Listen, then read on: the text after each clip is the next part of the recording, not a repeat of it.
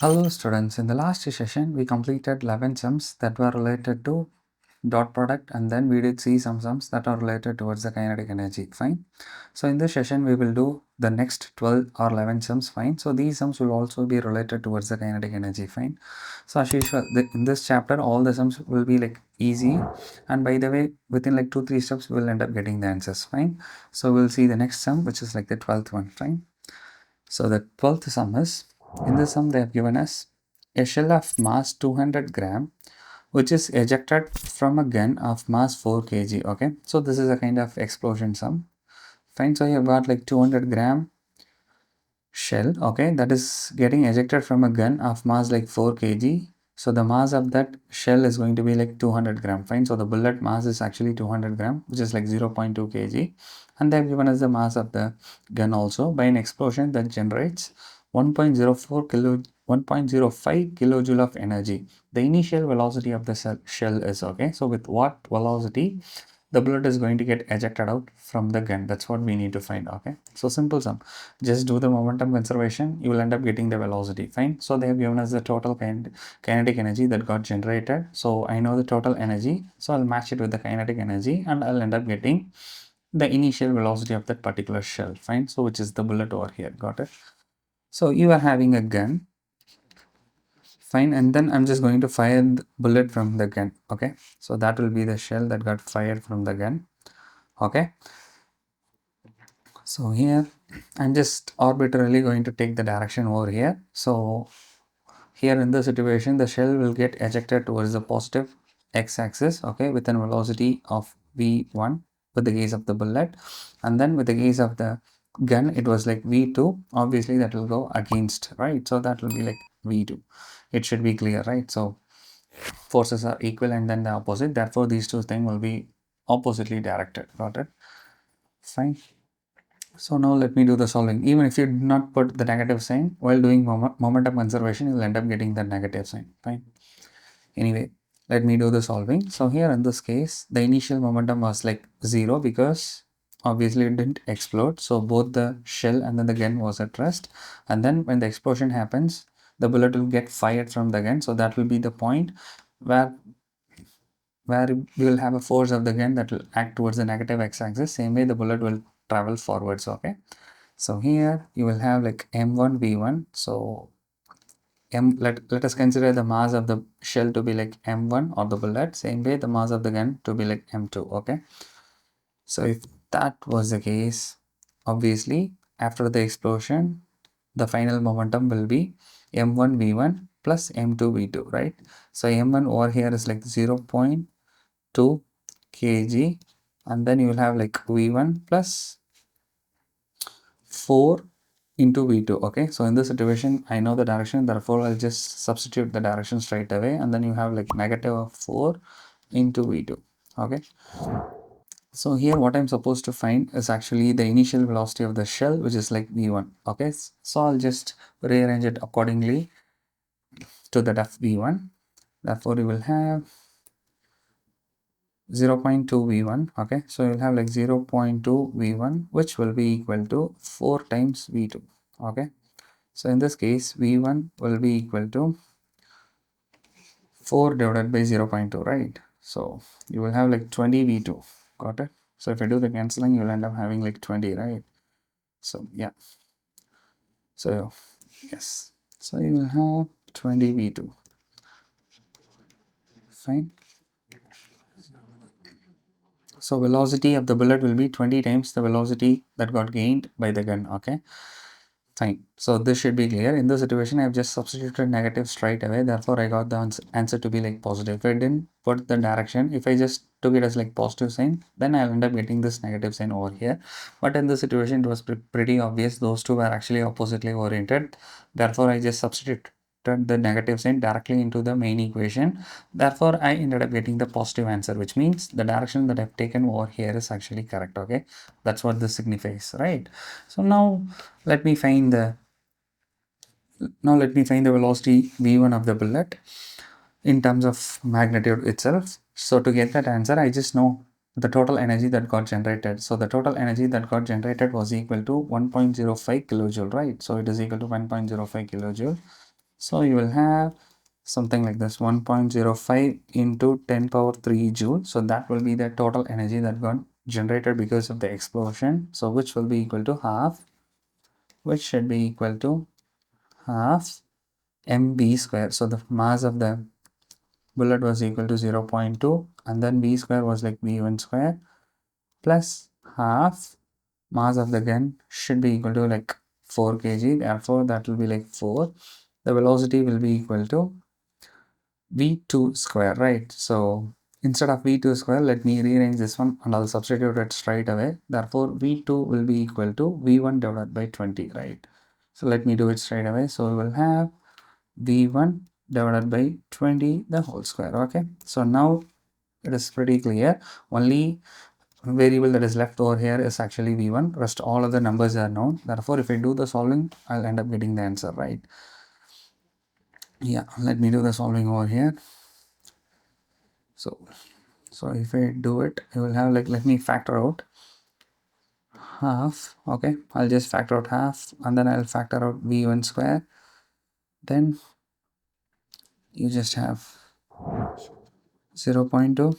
Okay, so that will be left, and then plus you will have like 4 divided by 20 into 20. Okay, yes, which will be equal to 1.05 into 10 power 3. If I do the cancelling over here, I'll just get the answer, right?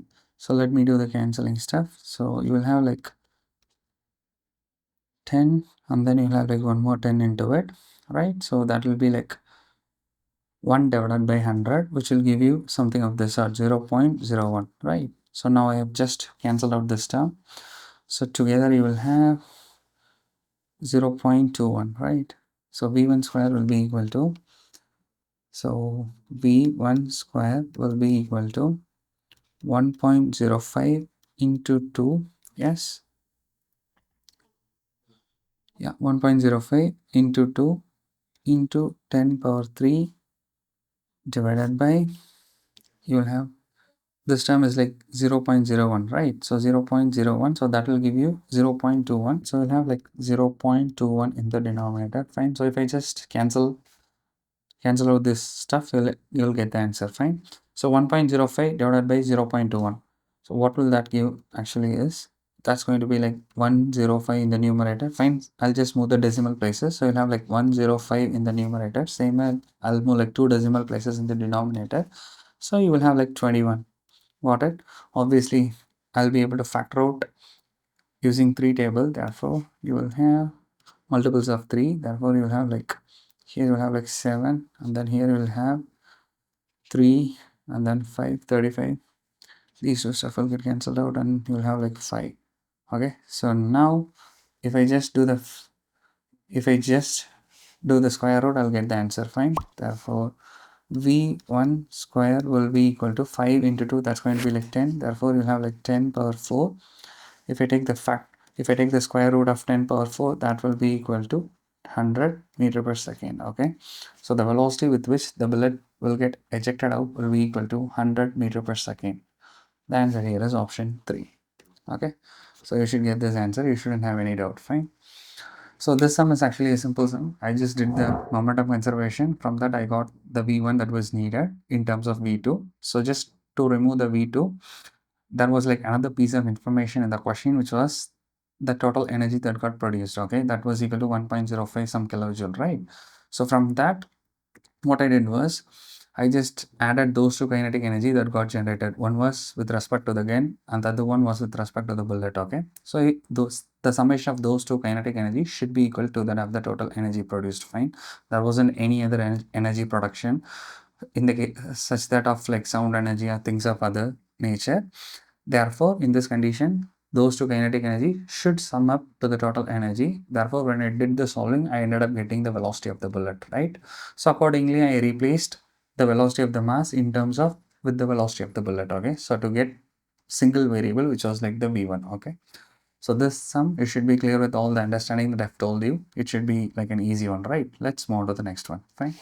Next sum is, a bomb of mass 30 kg at rest explodes into two pieces of masses 18 kg and 12 kg. Okay, so you're having a bomb that is going to get exploded into 18 kg and 12 kg. The velocity of 18 kg mass is like 6 meter per second. The kinetic energy of the other mass is fine. So this is simple sum. Just do the momentum conservation, you'll get the answer. Then just find the half mv square. Fine. So this is simple sum. So this is a kind of momentum conservation sum itself. Okay. So initial momentum. So the initial momentum was equal to 0. If I just have to find the final momentum, that will be equal to the velocity of 18 kg mass was 18 into 6 meter per second, and the other one will be in the opposite direction. Fine. So it doesn't matter whether you plug in negative sign or not. That's not going to give you any significant result over here. So if I include the direction, it's going to be like negative, and then you'll have like 12 kg mass, and I do not know its velocity, right? So that's what I need to find. Obviously that will be opposite to that of the direction of the 18 kg. Okay, right? That's why I've just plugged in this negative sign. Even if you didn't put this negative sign, you'll end up getting that negative in the final result. Okay, yeah, the idea should be clear. So you will have 12v, you will have like 12v, which will be equal to 18 into 6. Okay, so let me cancel it out. So if I do the canceling stuff, this will be like 2. Here you'll have like 1, and then these two stuff will get cancelled out, and you will have like 9. So the velocity of the smaller piece was equal to 9 meter per second. Okay, velocity was equal to 9 meter per second. They're asking us to find the kinetic energy of the other mass. Okay, so the kinetic energy of the other mass will be like half mv square. So k will be equal to half mv square, right? So instead of m, I'll substitute the mass, which will be 12 kg, and then the velocity was equal to 9 square. Okay, so you'll have like 9 into 9 over there. So here if I do the solving, these two stuff will get cancelled out, and then you'll have like 6. Yeah, so you'll have like 81 into 6, that will give you 6. Yeah, so you'll have like 48486. Yeah, the answer here is option 2, 486 joule, right? So this sum is simple one. You shouldn't have any doubt on the sum. Let's move on to the next one. Next sum is a particle of mass m1 is moving with velocity v1. Okay, so you're having a mass m1 which is like traveling with the velocity of v1, and another particle of mass m2 which is moving with velocity v2. Okay, so they've given like two masses and their velocity in terms of variable. What they're asking us to find is both of them have the same momentum, but their different kinetic energies are E1 and E2 respectively. If M1 is greater than M2, then the relation between E1 and E2, that's what I need to find. Okay, so here they're asking us to find the ratios between the kinetic energies E1 and E2. Okay, the relation between E1 and E2. Okay, so here I just have to relate kinetic energy, which means like half mv square. Okay, same way they have given us the momentum to be constant with respect to both those masses. Fine. So simple sum. One step you'll get the answer. What is the formula for the kinetic energy? So instead of K, I'll just plug it E in the situation. Therefore, E will be equal to half mv square, right? Here I just have to replace this entire term in terms of momentum P. So what is like momentum P? That will be equal to mv, right? So in this situation, if I just have to replace this entire term by P, I'll have to multiply by mass in the numerator and mass in the denominator. Okay, so you'll have like m square v square in the numerator, which will give you like p square divided by m, right? One more step to it. So you will have like E, which will be equal to half, okay, p square momentum square divided by the m. So that will be the kinetic energy related with momentum. Okay, so here they have given us clearly that in both have the same momentum. So initially both those masses will have the same momentum, right? If that was the case, then you'll have like E1 divided by E2. So I'm just taking the ratio over here. Okay, so that will be equal to half. Okay, so you've got P square because momentum is same with respect to both those masses divided by M1 divided by, you will have like half, instead of, you will have the same momentum, therefore you'll have like p square divided by m2. Okay, let me do the cancelling. You will end up getting the answer. Okay, half it will get cancelled out, p square it will get cancelled out. So just do the rearrangement thing. So in the situation you will have m2 divided by m1. Okay, so the relation that I've got over here is e1 divided by e2 was equal to m2 divided by m1. Got it? So if you just look at the mass over here, it will be such that you have m1 which is greater than m2. Okay, so here in the situation, m1 is actually greater when compared to m2. Okay, so if that was the case, then this value is actually less than 1. Okay, so this entire term is actually less than 1. Okay, so if I do the cross multiplication, what will I have? If I do the cross multiplication, you have like e1 which will be equal to m2 divided by m1, okay, into e2. Okay, so this entire term is actually less than 1. Therefore, it will be something of this sort, 0.6 or something like that. If that's going to be the case, so E1 will be 0.6 times E2.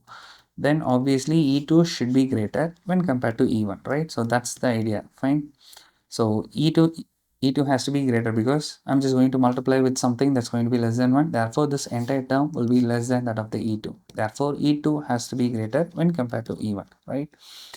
You should be clear with this one. So in this condition, E2 has to be greater when compared to E1, which will be like the option 1. So the answer here is option 1, right?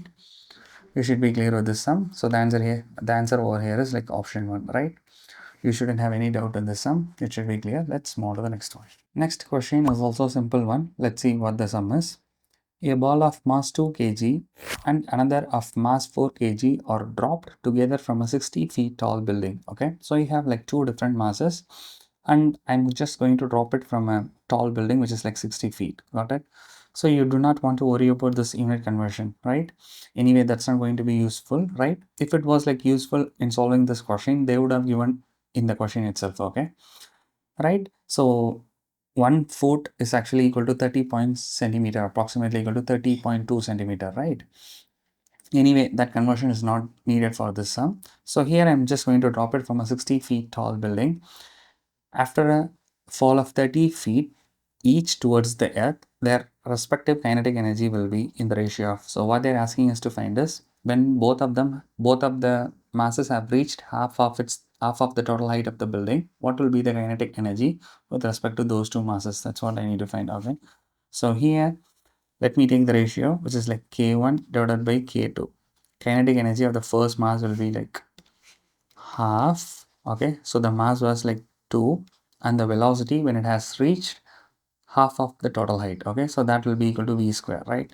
We know the velocity doesn't depend on the mass because acceleration due to gravity is constant. This is a kind of kinematic question. Okay, right? You should be clear with that kinematic equation that we have already learned. So divided by half, instead of mass m, I'll substitute the 4 kg straight away. So 4, the velocity is going to be same for both those masses. Okay, therefore that 60 feet 30 feet is not going to be helpful because it has covered equal distance in both those cases, right? If that was the case, I'll have to do the solving, right? So these two stuff will get cancelled out, 2 and 4 will get cancelled out, and then I'll just be left with 2. So here k1 is to k2 will be equal to 1 is to 2. Okay, so that's how I will have to take. First I'll take the 2 kg mass, then I've taken the 4 kg 2 and then the 4. Okay, so that's how I'll have to take the kinetic energy ratio. Therefore it will be equal to 1 is to 2. That should be my answer, which is like option 3 over here. Okay, it's an easy sum, right? You shouldn't have any confusion in this sum. It should be clear. Let's move on to the next one. This sum is also a simple momentum conservation based sum. Let me do it.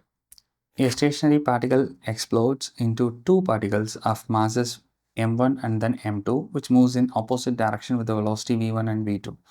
The ratio of their kinetic energies are. Okay, so simple, straightforward sum. Okay, there is an block that's going to get exploded, and then obviously it will move in opposite direction.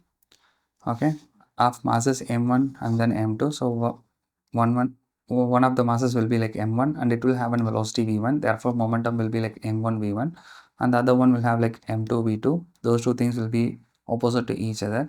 What they're asking us to find is actually the ratio of their kinetic energies. Okay, so that's what I need to find, right? So if I do the momentum conservation, you will have m1 v1. Okay, that will be positive, negative of m2 v2 with respect to the initial momentum, that will be like 0. Therefore, you'll have like m1 v1, which will be equal to m2 v2, right? Then if I have to find the ratios of the kinetic energy, you'll have like k1 divided by k2, which will be equal to half. Okay, so here I'll use the formula of the kinetic energy with momentum included into it. Okay, the formula that I used earlier. So that will be like p square divided by m1 with the case of the first mass, and then you'll have like half. You have like let me put it as p1. So same way for the k2, you'll have like p2 square divided by m2. Okay, obviously here P1 was equal to P2. Therefore, these two stuff will be same. Let me do the cancelling. Half will get cancelled out. P1 square, P2 square will get cancelled out because those two are same. So the kinetic energy will be equal to M2 divided by M1. So that should be the ratio. Okay, so M2 by M1 should be my answer. Therefore, the answer here is option 1. Alright, simple sum, basic simple sum. You shouldn't have any doubt. Let's move on to the next one. In this sum, they have given us if kinetic energy of a body is increased by 300 percentage, then percentage change in momentum will be. Okay, so here they have just, it's a kind of percentage based sum. Here they have clearly given us like the final kinetic energy is increased by 300 percentage of the initial kinetic energy. Okay, so I'll have to add 300 percentage of the initial condition to the initial condition to get the final kinetic energy. Okay, so let me explain you while doing the sums. So in this sum, you'll have to be clear with the words, fine. So here they have given you like by. So if it was like by, then I'll have to add this part of energy to the initial condition, fine. Same way if they have given you like 300 percentage, then actually it means that was the final kinetic energy. I'll have to take that value straight away, right? While doing sum, I'll just tell you that small difference that you have over here, fine. So you'll have to be clear when you get these kind of sums. Okay, so they are just playing with you with word game. Okay, you will have to be careful with the words, right? So let me do the solving. So here you have got kinetic energy k, and then I'll have to relate it with the momentum. Okay, so you'll have like half p square divided by m. So this is the formula that I need to use, fine. So if I have to do the fraction between the initial and then the final kinetic energy, so initially the kinetic energy will be the same thing. So k1 will be equal to half, and then the initial momentum was like p1. I'll have to I'll have to get the percentage change in the momentum, which means final momentum minus initial momentum divided by the initial. Okay, so same that relative concept. Got it? So you'll have like half p square divided by m, p1 square, so divided by the mass m. Okay, so this was the initial condition. Same way in the final situation, you will have 300 percentage increase with the initial condition. Okay, so you'll have like 300 initial kinetic energy, which will be like k1, and then 300 percentage of k1. So 300 percentage of k1 will be like 3k1. Okay, because in this situation they have given us increased by 300 percentage of the original amount. So increased by 300 percentage, that will be like 3k1 of the original amount. Okay, if they have given you like 2 increased to 300 percentage, then in that situation I'll just put it as 3k1. So increased to 3k1, which means the final kinetic energy was equal to 3k1. But in the situation, I'll have to add this 3k1 to the initial. Okay, so something extra part has added to the initial condition, right? So we should be clear with this wordplay that they have done over here, right? So here I'll have to divide it by k1 plus 3k1, which will give you half. Okay, so p2 square divided by m1 m, right? If I just do the solving, I'll get the relation between p1 and then the p2. So then I'll be able to calculate del p by p into 100. So that will give you the percentage change in the momentum. Okay, so here if I have to do the solving, you will have in the situation you will have like k1 divided by 4k1, right? So same way k1 and then the k1 will get cancelled out. Okay, so you'll have like 1 by 4 on the left hand side, same way on the right hand side, you'll have like half half. Then you'll have like mm. Okay, yeah, right. So now I'm just ready to get the p1 divided by p2. Okay, so you will have something like this: p1 square divided by p1 square divided by p2 square, which should be equal to 1 divided by 4. Okay, yes. So if I do take take the square root on both sides, you will have like P1 divided by P2, which will be equal to 1 divided by 2. Okay, so now I have got the relation between P1 and then the P2. So initial condition was like P1 and the final condition was like P2 momentum with the case of momentum. Therefore, P2 will be equal to 2 times P1. Okay. So now I have got the relation between the initial and then the final momentum. What they're asking us to find is percentage change in the momentum. How far the momentum has increased with respect to the initial condition, initial momentum. Okay. So that will be like del P divided by P into 100. So this is up normally you take the percentage change, right? That notion should be clear. Del P by P into 100 will be equal to P2 minus P1. Okay. So P2 will be equal to 2P1 minus P1. So that will be like P1, P2 minus P1 divided by P1. Okay. So that will give you like P1 in the numerator, same way P1 in the denominator into 100, right? Into 100. Therefore, these two stuff will get cancelled out. So my final answer will be like 100%. So the momentum would have increased 100% with respect to the initial momentum. So if the initial momentum was like P, then the final momentum will be like 2 times P. So that's the factor that it got increased while considering the initial condition. Okay, so that is like 100% increment with the case of the momentum, right? Fine. So the percentage change in the momentum will be like 100% over here, which is like option 1, right? I think you shouldn't have any doubt in the sum. Simple sum, right? You should be clear with the understanding of percentage and all those stuff. Then the sum will be like easy, right? You shouldn't have any doubt in the sum. Let's move on to the next one. Next question is, a particle is projected making an angle 45 degree with the horizontal. Okay. So I'm just going to throw an object 45 degree with the horizontal. Okay. So this is a kind of projectile motion based sum. Okay. Having kinetic energy K. So they have given us the initial kinetic energy to be capital K. What they're asking us to find is the kinetic energy at its highest point. Fine. So if I'm just okay with the velocities in different cases, then obviously I'll be able to get the kinetic energy. Fine. So simple sum, right? Let me do it. So this is straight away based on projectile motion sum. So here you are having an object or particle which I'm going to throw it in a projectile motion. Got it? Okay. So if that was the case with an angle of 45 degree, okay. So the angle over here is like 45 degree. When it reaches its topmost point, you're just only having the horizontal velocity that will be equal to V cosine 45 degree. Okay. You will not have any vertical velocity into it because that's the highest point and it has reached the highest point. Okay. So here it was like V cosine 45 degree. Therefore, that will be equal to cosine 45 degree is like 1 by root 2. Therefore, you will have V divided by root 2. So that's the velocity at its highest point. Okay.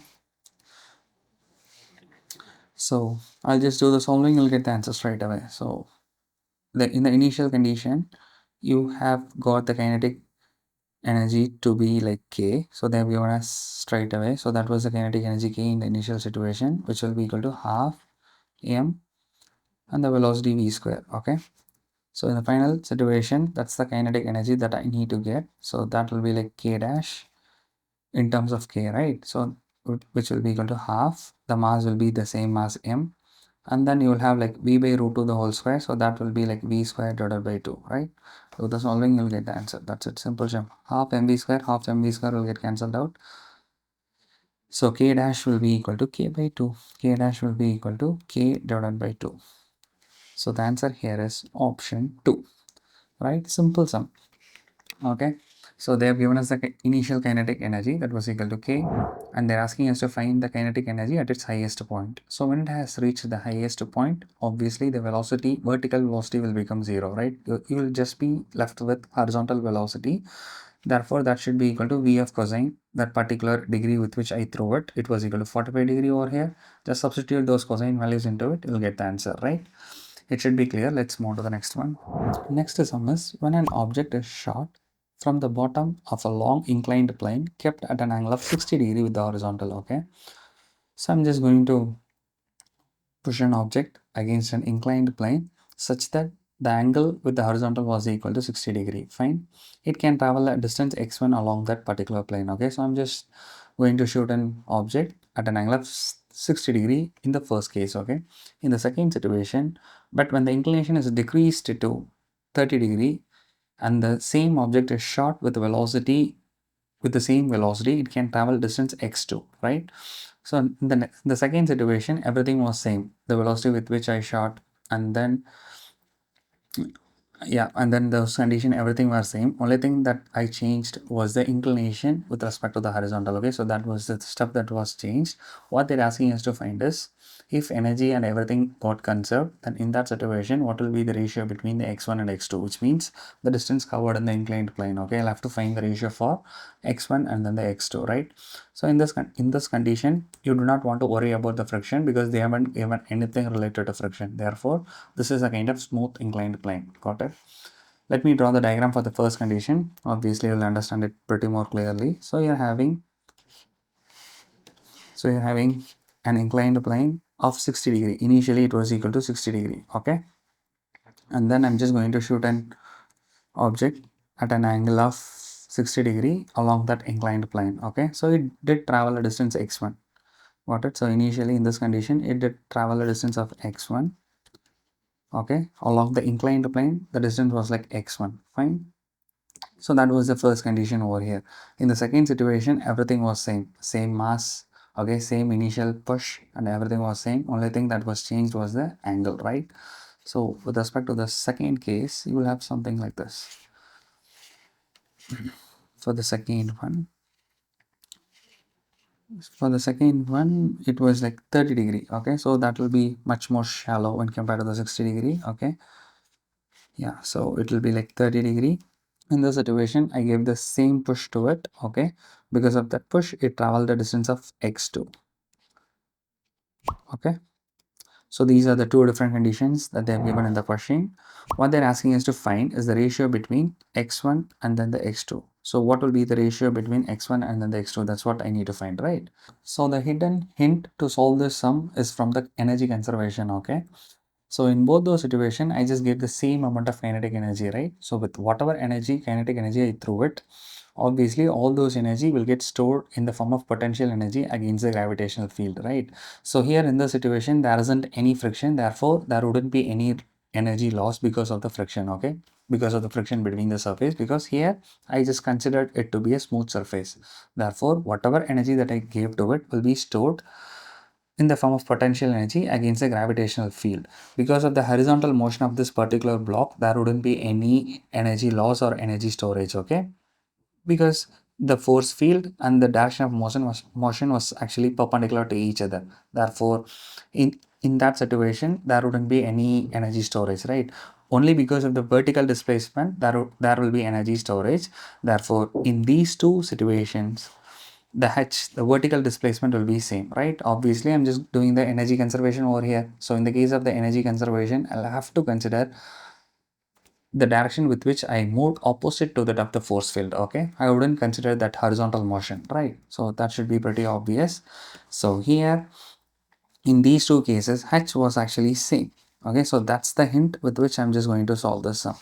Okay, so h is same with respect to these two conditions because energy is conserved. Okay, so with the case of the first one, so with the case of this one, you'll have like h that will be equal to, let us take the tangent theta, right? So no, let us take the sine theta, that will be like opposite divided by hypotenuse. Okay, so h will be equal to, yeah, x1 sine 30 degree, right? X1 sine 60 degree. So h will be equal to x1 sine 60 degree. Yeah, with the case of x2, you will have like h that will be equal to x2 sine 30 degree. Okay, in both those situations, I know h will be same. Therefore, if I just equate those two conditions, I'll have x1 sine 60 degree, which will be equal to x2 sine 30 degree. Okay, right? What they're asking us to find is like x1 divided by x2. Therefore, that will be like x1 divided by x2, which will be equal to, that will be equal to sine 30 degree divided by sine 60 degree. With the case of sine 30 degree, you will have like 1 by 2 divided by root 3 by 2, right? So 1 by 2 divided by root 3 by 2 will give you like 1 divided by root 3, right? So those two will get cancelled out, obviously, fine? So here the answer is like 1 is to root 3, which is like option 4, right? So this sum should be clear. Yeah, only logic that you need to know is the energy conservation. Okay, so whatever kinetic energy that I gave to that particular block, it will get stored in the form of potential energy. Therefore, the vertical displacement that it has covered is going to be same with respect to those two scenarios. Okay, so that's the idea that you need to know to solve this sum. Let's move on to the next one. The next sum is also a simple one. Let's see what the sum is. A force F which is equal to 20 plus 10y. Okay, so they have given us the force in terms of variable with respect to y axis. Okay, acts on a particle in y direction where F is in Newton and y is in meter. Okay, so they have given us the force in the y direction. What they're asking us to find is actually work done by this force to move the particle from y equals 0 to y equals 1 meter. Okay, so here what I'm supposed to get is actually the work done by the particle. Okay, so work done will be like force times the displacement. So to get the work done, I'll have to do the integration of force vector F dot dr. Okay, so in this situation they're asking us to find along the y direction. Same way they have given us the component along the y. Therefore these two steps are actually same component. Okay, when I do the dot product, I'll just do the multiplication of same component. Therefore here I do not want to worry about the dot product. Okay, so here generally while doing like work, I'll just do the integration of f dx, but in this situation I'm just going to do the integration of f dy because here they have given the axis to be along the y direction, right? So that's the idea, right? Fine, so rest all other are just the same thing. Therefore do not want to consider the dot product because I'm just doing it along one direction. Okay, so here it's a kind of one direction stuff, therefore it's just the same direction, right? So you will have integral of f dy. So I'll have to integrate it between 0 to 1 meter. Okay, so for f I'll have to substitute 20 plus 10y. If I substitute like 20 plus 10y into f, you will have like 0 to 1 and then you will have 20 plus 10y dy, right? Just do the integration and substitute upper limit and then the lower limit, you'll get the answer. So if I do integrate this one, you'll have 20y plus 10y square divided by 2. Okay, so that will be like from the interval 0 to 1. So if I just substitute the upper limit and then lower limit, you'll end up getting the answer. Okay, so here you'll have something like this 20, that will be the upper limit, and then you'll have plus 10 divided by 2. Okay, we do not want to worry about the lower limit because that will go to 0. So you will have like 25. That will be my answer. So the answer over here is like 25 joule, which is like option 4, right? Simple sum. You shouldn't have any doubt on the sum. Let's move on to the next one. This question is a little bit tricky. Let's see what the question is. You have got the upper half of an inclined plane of inclination theta is perfectly smooth while the lower half is rough. Okay, so you are having an inclined plane. It is designed such that the upper half is smooth, which means there isn't any friction with the upper half. With respect to the second half, you will have a friction that is going to oppose the direction of motion of that block. So that's how I am going to design this particular inclined plane. Okay, if that was the case, a block starting from rest at the top of the plane will again come to rest at the bottom. Okay, so I'm just going to drop a block from the top of that particular plane while it is going to reach the lower half, which means the bottom position, it is going to be at rest. But if it was like a smooth inclined plane, then obviously when it is about to reach the lower part, you will have certain velocity to it, right? Whatever potential energy that got stored will be dissipated in the form of kinetic energy. Okay, so that should have happened. But in this situation, they have given us clearly when it is about to reach the bottom, all the energy got lost to the surrounding in terms of friction because of that second part. Okay, so when it is about to reach the bottommost position, it was at rest. Okay, so that's the condition that they have given. If that was the case, if the coefficient of friction between the block and the lower half of the plane is given by, so what they're asking us to find is actually the friction coefficient of friction between that particular block and the surface. That's what I need to find over here, right? Okay, so I just need to get the mu in the situation. Okay, so let me draw the diagram. You'll get a clear-cut understanding of what I'm telling you. So you are having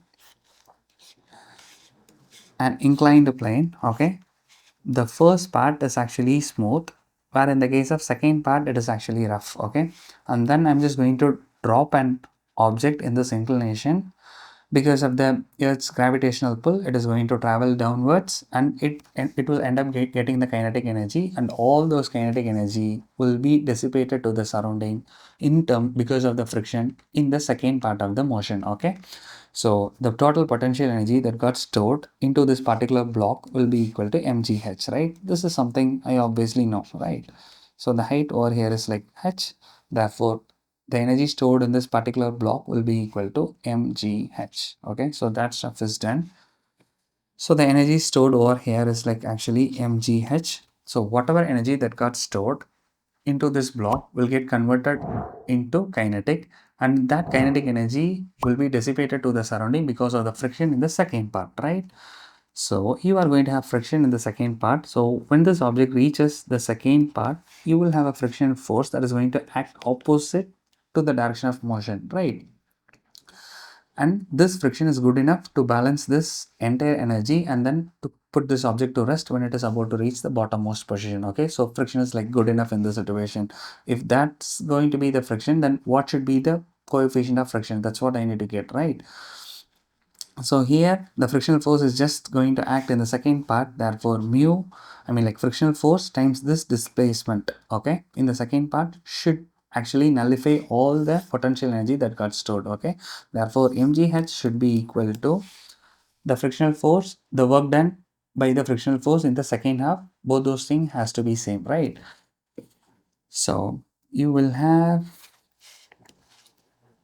you'll have like frictional force times this displacement in the second half. Let us consider that to be like x by 2, right? Let me split it in this fashion. So for the first half, you'll have the distance to be like x by 2, and for the second half, you'll have the distance to be like x by 2, right? So only friction that is acting in the second half in itself is good enough to balance that entire energy. Therefore, I have just taken this second displacement because in the first part you do not have any frictional force acting, therefore that part wouldn't be considered for the energy dissipation. Okay, so I'll just have to consider the displacement for the second lower half. Okay, now I'll just rearrange this frictional force F with like mu n. Okay, so only thing that I need over here is like capital N, which is the normal reaction. So here the inclination was equal to theta, therefore normal reaction will always be like mg cosine theta, right? So n over here will be like mg cosine theta. So you should know by this time. Okay, so sine theta will always be helpful for the motion, where in the case of cosine theta will be the normal force, right? So here if I just replace this f in terms of n, you will have something like this mu. That's something that I need to get. Instead of n, I'll substitute like mg cosine theta, and then you'll have like x by 2 into it, right? So same way on the left hand side, you'll have mg h. For h, I'll be able to replace it with like x sine theta, right? Yeah, I'll be able to replace that one with like the total distance over here is actually x by 2 plus x will give you x by 2 plus x by 2 will give you like x. Therefore sine theta will be equal to h divided by x, therefore h will be equal to x sine theta. Okay, so that should be clear. That's obviously the opposite side, right? So you will have like x sine theta. Let me do the solving, you'll end up getting the answer. Okay, so x will get cancelled out, mg will get cancelled out, so you will just be left with mu cosine theta and some 2, right? So mu will be equal to sine theta divided by cosine theta. That will give you the tangent theta times 2. Okay, so the answer over here is like 2 tangent theta. The answer is like option 1, right? Yeah, this sum should be clear. You shouldn't have any doubt. So the trick to solve this sum is I'll have to do the energy conservation over here, right? So whatever energy that got stored will be released when it is about to reach the bottommost position in terms of kinetic energy.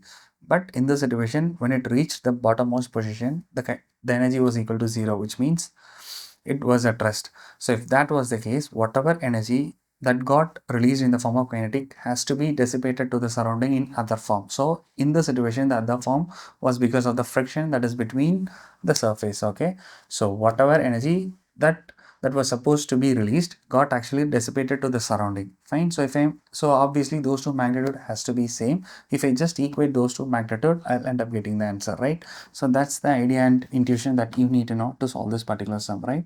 You shouldn't have any doubt in the sum. Let's move on to the next one. That will be the final sum for this particular session. So this sum is force F on a particle moving in a straight line varies with distance d as shown in the figure. Okay, fine. So they have given us the graph between the force and then the displacement.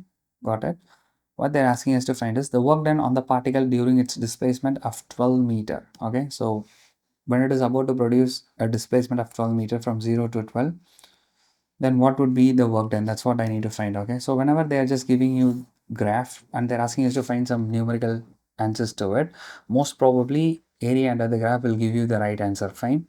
So in this situation also, I'll just find the area under the graph. So whenever you find the area under the graph, it simply means I'll have to do the integration, right? So area under the graph is nothing but the integration that we are doing, right, with respect to the numbers.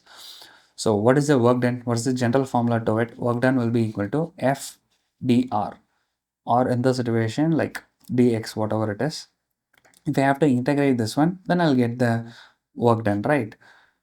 The total work done, dw will be equal to f dr. If I do the integration, I'll end up getting the total work done. In this situation, obviously f is along the y-axis, same way along the x-axis you have the displacement, right?